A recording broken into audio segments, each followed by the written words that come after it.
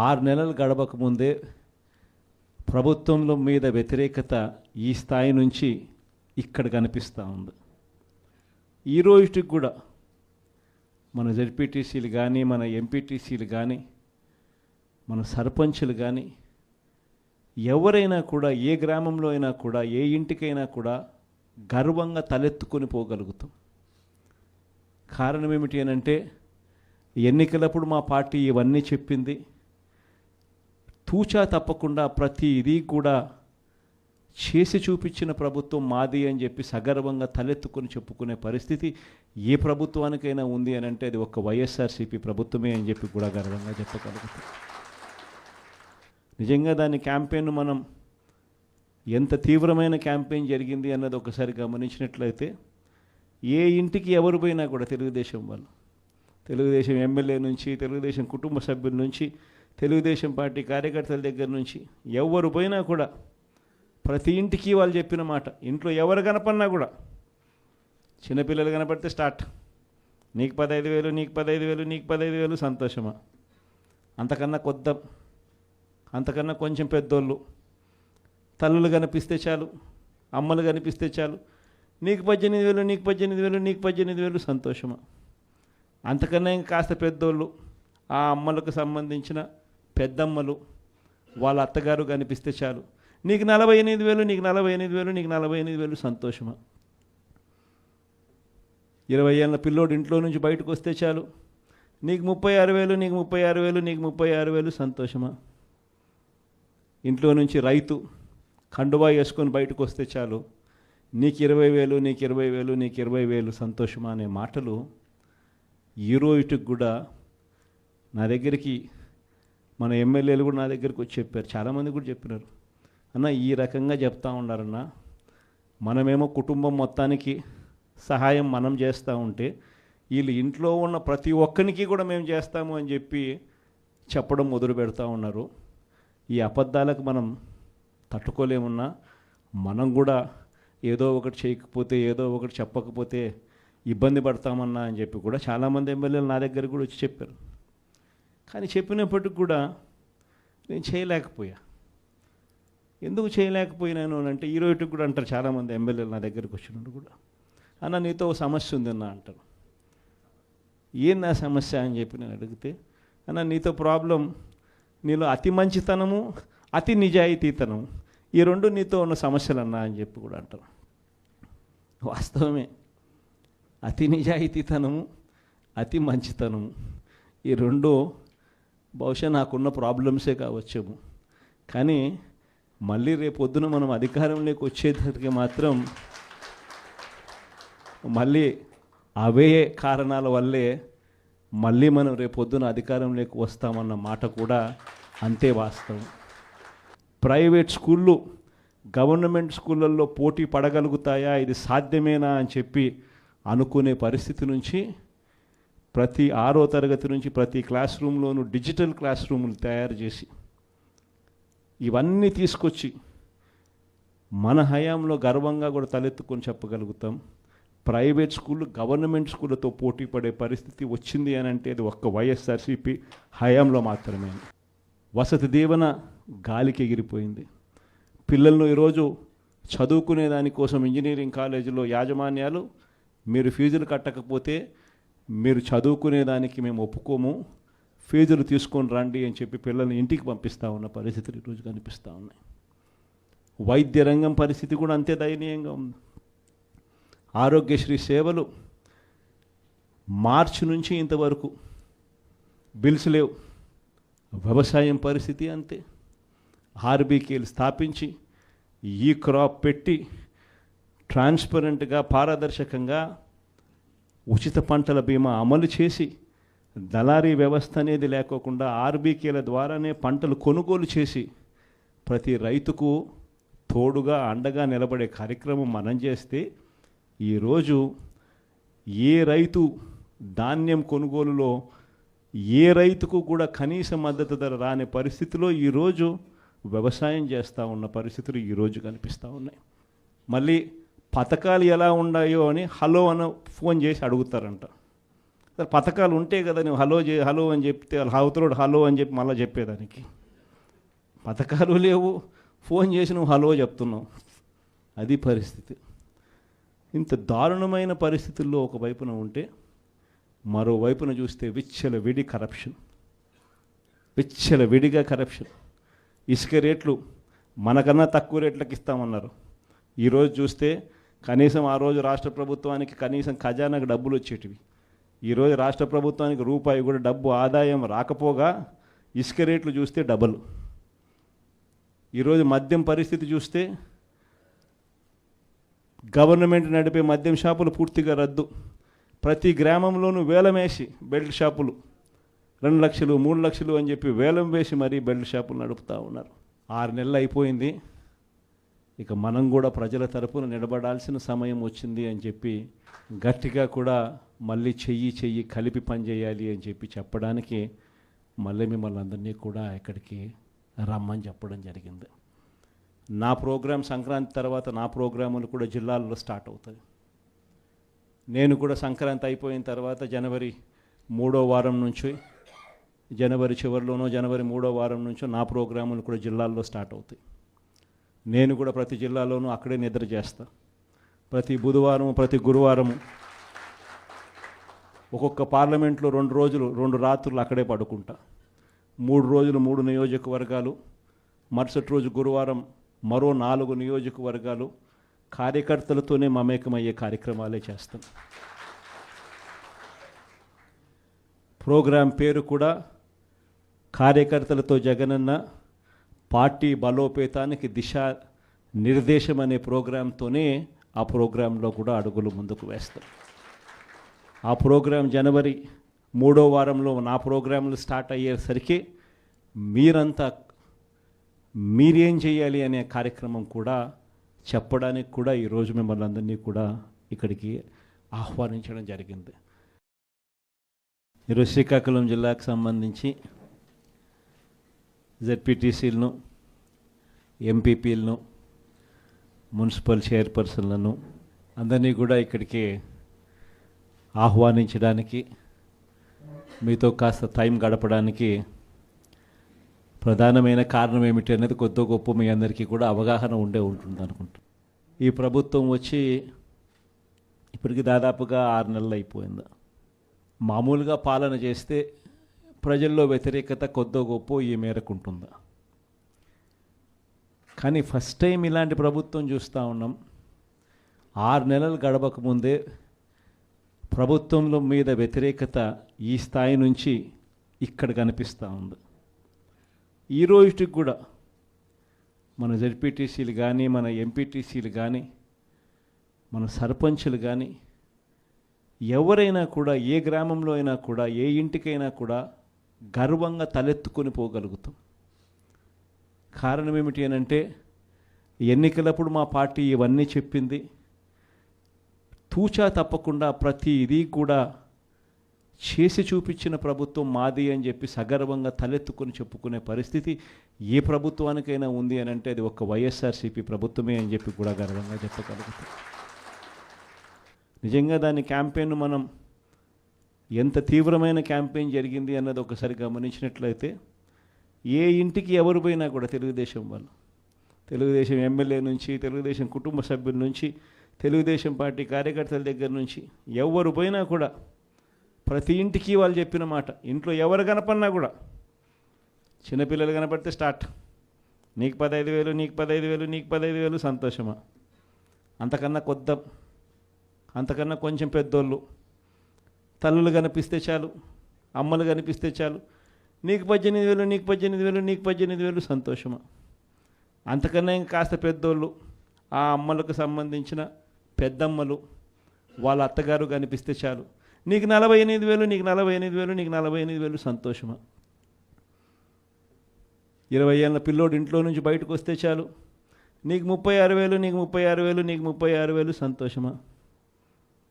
ఇంట్లో నుంచి రైతు కండువా వేసుకొని బయటకు వస్తే చాలు, నీకు 20,000, నీకు 20,000, నీకు 20,000, సంతోషమా అనే మాటలు ఈ రోజుకి కూడా నా దగ్గరికి మన ఎమ్మెల్యేలు కూడా నా దగ్గరికి వచ్చి చెప్పారు. చాలామంది కూడా చెప్పినారు, అన్న ఈ రకంగా చెప్తా ఉన్నారన్న. మనమేమో కుటుంబం మొత్తానికి సహాయం మనం చేస్తూ ఉంటే వీళ్ళు ఇంట్లో ఉన్న ప్రతి ఒక్కరికి కూడా మేము చేస్తాము అని చెప్పి చెప్పడం మొదలు పెడతా ఉన్నారు. ఈ అబద్ధాలకు మనం తట్టుకోలేమున్నా మనం కూడా ఏదో ఒకటి చేయకపోతే ఏదో ఒకటి చెప్పకపోతే ఇబ్బంది పడతామన్నా అని చెప్పి కూడా చాలామంది ఎమ్మెల్యేలు నా దగ్గర కూడా వచ్చి చెప్పారు. కానీ చెప్పినప్పటికి కూడా నేను చేయలేకపోయా. ఎందుకు చేయలేకపోయినాను అంటే ఈరోజుకి కూడా అంటారు చాలామంది ఎమ్మెల్యేలు నా దగ్గరికి వచ్చినప్పుడు కూడా, అన్న నీతో ఒక సమస్య ఉందన్న అంటారు. ఏంది ఆ సమస్య అని చెప్పి నేను అడిగితే, అన్న నీతో ప్రాబ్లం నీలో అతి మంచితనము అతి నిజాయితీతనం ఈ రెండు నీతో ఉన్న సమస్యలు అన్నా అని చెప్పి కూడా అంటారు. వాస్తవమే, అతి నిజాయితీతనము అతి మంచితనము ఈ రెండు బహుశా నాకున్న ప్రాబ్లమ్సే కావచ్చేమో. కానీ మళ్ళీ రేపొద్దున మనం అధికారంలోకి వచ్చేసరికి మాత్రం మళ్ళీ అవే కారణాల వల్లే మళ్ళీ మనం రేపొద్దున అధికారంలోకి వస్తామన్న మాట కూడా అంతే వాస్తవం. ప్రైవేట్ స్కూళ్ళు గవర్నమెంట్ స్కూళ్ళల్లో పోటీ పడగలుగుతాయా, ఇది సాధ్యమేనా అని చెప్పి అనుకునే పరిస్థితి నుంచి ప్రతి 6వ తరగతి నుంచి ప్రతి క్లాస్ రూమ్లోనూ డిజిటల్ క్లాస్ రూములు తయారు చేసి ఇవన్నీ తీసుకొచ్చి మన హయాంలో గర్వంగా కూడా తలెత్తుకొని చెప్పగలుగుతాం. ప్రైవేట్ స్కూళ్ళు గవర్నమెంట్ స్కూళ్ళతో పోటీ పడే పరిస్థితి వచ్చింది అని అంటే అది ఒక్క వైఎస్ఆర్సీపీ హయాంలో మాత్రమే. వసతి దీవెన గాలికి ఎగిరిపోయింది. పిల్లలను ఈరోజు చదువుకునే దానికోసం ఇంజనీరింగ్ కాలేజీలో యాజమాన్యాలు మీరు ఫీజులు కట్టకపోతే మీరు చదువుకునే దానికి మేము ఒప్పుకోము, ఫీజులు తీసుకొని రండి అని చెప్పి పిల్లల్ని ఇంటికి పంపిస్తూ ఉన్న పరిస్థితులు ఈరోజు కనిపిస్తూ ఉన్నాయి. వైద్య రంగం పరిస్థితి కూడా అంతే దయనీయంగా ఉంది. ఆరోగ్యశ్రీ సేవలు మార్చి నుంచి ఇంతవరకు బిల్స్ లేవు. వ్యవసాయం పరిస్థితి అంతే. ఆర్బీకేలు స్థాపించి ఈ క్రాప్ పెట్టి ట్రాన్స్పరెంట్గా పారదర్శకంగా ఉచిత పంటల బీమా అమలు చేసి దళారీ వ్యవస్థ అనేది లేకోకుండా ఆర్బీకేల ద్వారానే పంటలు కొనుగోలు చేసి ప్రతి రైతుకు తోడుగా అండగా నిలబడే కార్యక్రమం మనం చేస్తే ఈరోజు ఏ రైతు ధాన్యం కొనుగోలులో ఏ రైతుకు కూడా కనీస మద్దతు ధర రాని పరిస్థితిలో ఈరోజు వ్యవసాయం చేస్తూ ఉన్న పరిస్థితులు ఈరోజు కనిపిస్తూ ఉన్నాయి. మళ్ళీ పథకాలు ఎలా ఉన్నాయో అని హలో అని ఫోన్ చేసి అడుగుతారంట. పథకాలు ఉంటే కదా నువ్వు హలో అని చెప్తే అవతలోడు హలో అని చెప్పి మళ్ళీ చెప్పేదానికి. పథకాలు లేవు, ఫోన్ చేసి నువ్వు హలో చెప్తున్నావు. అది పరిస్థితి. ఇంత దారుణమైన పరిస్థితుల్లో ఒకవైపున ఉంటే మరోవైపున చూస్తే విచ్చలవిడి కరప్షన్, విచ్చలవిడిగా కరప్షన్. ఇసుక రేట్లు మనకన్నా తక్కువ రేట్లకు ఇస్తామన్నారు. ఈరోజు చూస్తే కనీసం ఆ రోజు రాష్ట్ర ప్రభుత్వానికి కనీసం ఖజానాకు డబ్బులు వచ్చేటివి. ఈరోజు రాష్ట్ర ప్రభుత్వానికి రూపాయి కూడా డబ్బు ఆదాయం రాకపోగా ఇసుక రేట్లు చూస్తే డబల్. ఈరోజు మద్యం పరిస్థితి చూస్తే గవర్నమెంట్ నడిపే మద్యం షాపులు పూర్తిగా రద్దు. ప్రతి గ్రామంలోనూ వేలం వేసి బెల్ట్ షాపులు 2 లక్షలు 3 లక్షలు అని చెప్పి వేలం వేసి మరీ బెల్ట్ షాపులు నడుపుతూ ఉన్నారు. 6 నెలలు అయిపోయింది. ఇక మనం కూడా ప్రజల తరపున నిలబడాల్సిన సమయం వచ్చింది అని చెప్పి గట్టిగా కూడా మళ్ళీ చెయ్యి కలిపి పనిచేయాలి అని చెప్పి చెప్పడానికి మళ్ళీ మిమ్మల్ని అందరినీ కూడా ఇక్కడికి రమ్మని చెప్పడం జరిగింది. నా ప్రోగ్రాం సంక్రాంతి తర్వాత నా ప్రోగ్రాములు కూడా జిల్లాల్లో స్టార్ట్ అవుతుంది.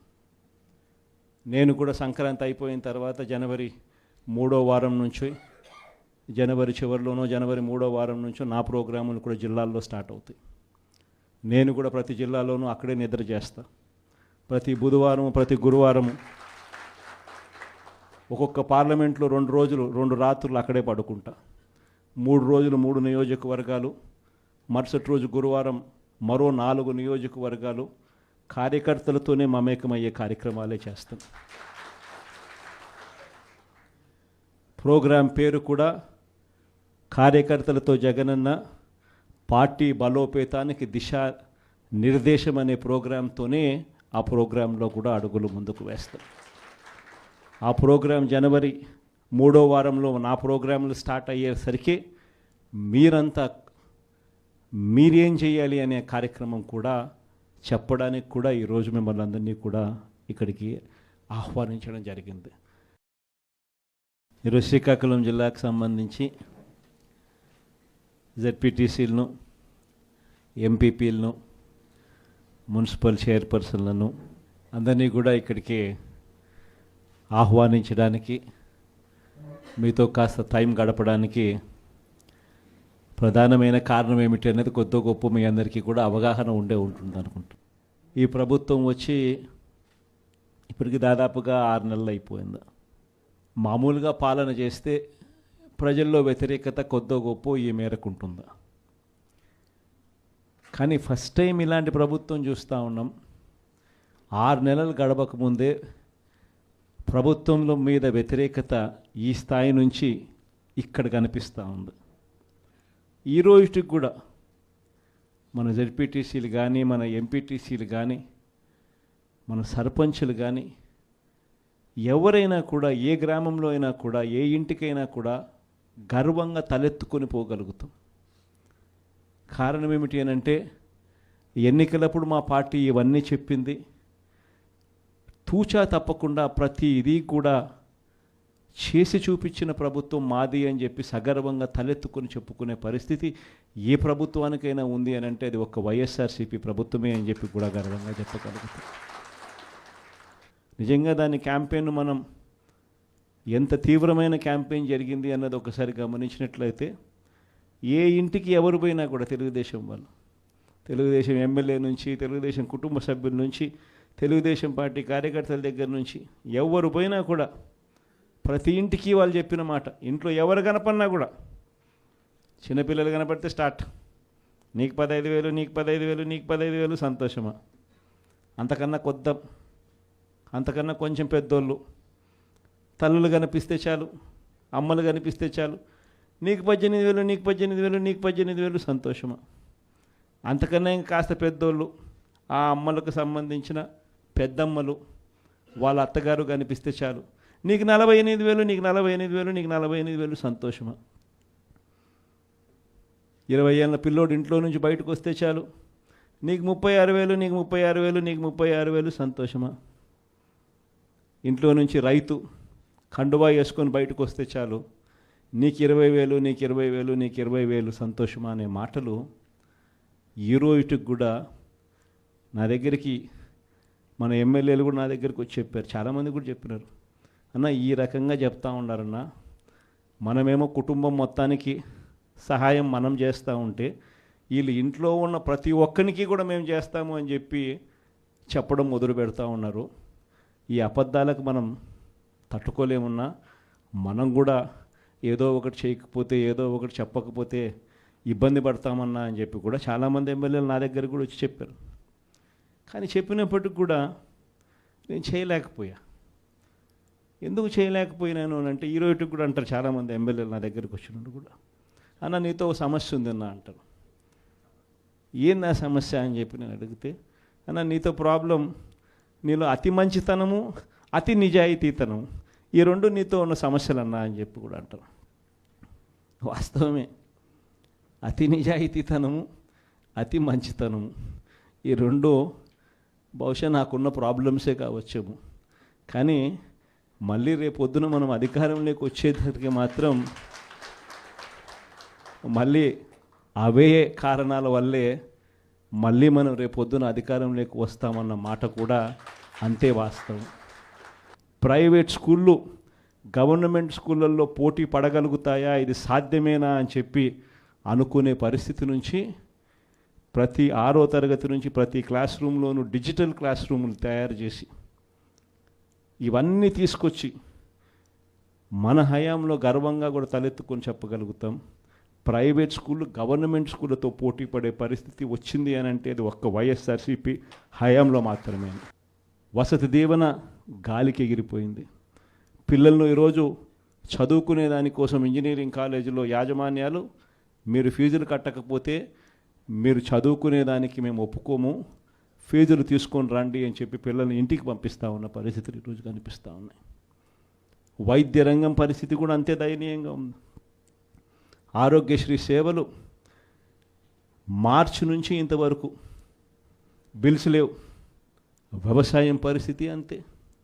ఆర్బీకేలు స్థాపించి ఈ క్రాప్ పెట్టి ట్రాన్స్పరెంట్గా పారదర్శకంగా ఉచిత పంటల బీమా అమలు చేసి దళారీ వ్యవస్థ అనేది లేకోకుండా ఆర్బీకేల ద్వారానే పంటలు కొనుగోలు చేసి ప్రతి రైతుకు తోడుగా అండగా నిలబడే కార్యక్రమం మనం చేస్తే ఈరోజు ఏ రైతు ధాన్యం కొనుగోలులో ఏ రైతుకు కూడా కనీస మద్దతు ధర రాని పరిస్థితిలో ఈరోజు వ్యవసాయం చేస్తూ ఉన్న పరిస్థితులు ఈరోజు కనిపిస్తూ ఉన్నాయి.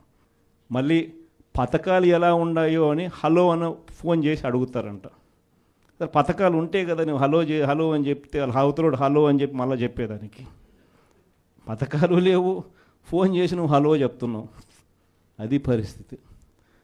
ఇంత దారుణమైన పరిస్థితుల్లో ఒకవైపున ఉంటే మరోవైపున చూస్తే విడిగా కరప్షన్. ఇసుక రేట్లు మనకన్నా తక్కువ రేట్లకు ఇస్తామన్నారు. ఈరోజు చూస్తే కనీసం ఆ రోజు రాష్ట్ర ప్రభుత్వానికి కనీసం ఖజానాకు డబ్బులు వచ్చేటివి. ఈరోజు రాష్ట్ర ప్రభుత్వానికి రూపాయి కూడా డబ్బు ఆదాయం రాకపోగా ఇసుక రేట్లు చూస్తే డబల్. ఈరోజు మద్యం పరిస్థితి చూస్తే గవర్నమెంట్ నడిపే మద్యం షాపులు పూర్తిగా రద్దు. ప్రతి గ్రామంలోనూ వేలం వేసి బెల్ట్ షాపులు 2 లక్షలు 3 లక్షలు అని చెప్పి వేలం వేసి మరీ బెల్ట్ షాపులు నడుపుతూ ఉన్నారు. 6 నెలలు అయిపోయింది. ఇక మనం కూడా ప్రజల తరపున నిలబడాల్సిన సమయం వచ్చింది అని చెప్పి గట్టిగా కూడా మళ్ళీ చెయ్యి కలిపి పనిచేయాలి అని చెప్పి చెప్పడానికి మళ్ళీ మిమ్మల్ని అందరినీ కూడా ఇక్కడికి రమ్మని చెప్పడం జరిగింది. నా ప్రోగ్రాం సంక్రాంతి తర్వాత నా ప్రోగ్రాములు కూడా జిల్లాల్లో స్టార్ట్ అవుతాయి. నేను కూడా సంక్రాంతి అయిపోయిన తర్వాత జనవరి 3వ వారం నుంచి జనవరి చివరిలోనో జనవరి 3వ వారం నుంచో నా ప్రోగ్రాములు కూడా జిల్లాల్లో స్టార్ట్ అవుతాయి. నేను కూడా ప్రతి జిల్లాలోనూ అక్కడే నిద్ర చేస్తా. ప్రతి బుధవారం ప్రతి గురువారం ఒక్కొక్క పార్లమెంట్లో 2 రోజులు 2 రాత్రులు అక్కడే పడుకుంటా. 3 రోజులు 3 నియోజకవర్గాలు, మరుసటి రోజు గురువారం మరో 4 నియోజకవర్గాలు కార్యకర్తలతోనే మమేకమయ్యే కార్యక్రమాలే చేస్తాం. ప్రోగ్రాం పేరు కూడా కార్యకర్తలతో జగనన్న పార్టీ బలోపేతానికి దిశ నిర్దేశం అనే ప్రోగ్రాంతోనే ఆ ప్రోగ్రాంలో కూడా అడుగులు ముందుకు వేస్తాం. ఆ ప్రోగ్రాం జనవరి 3వ వారంలో నా ప్రోగ్రాంలు స్టార్ట్ అయ్యేసరికి మీరేం చేయాలి అనే కార్యక్రమం కూడా చెప్పడానికి కూడా ఈరోజు మిమ్మల్ని అందరినీ కూడా ఇక్కడికి ఆహ్వానించడం జరిగింది.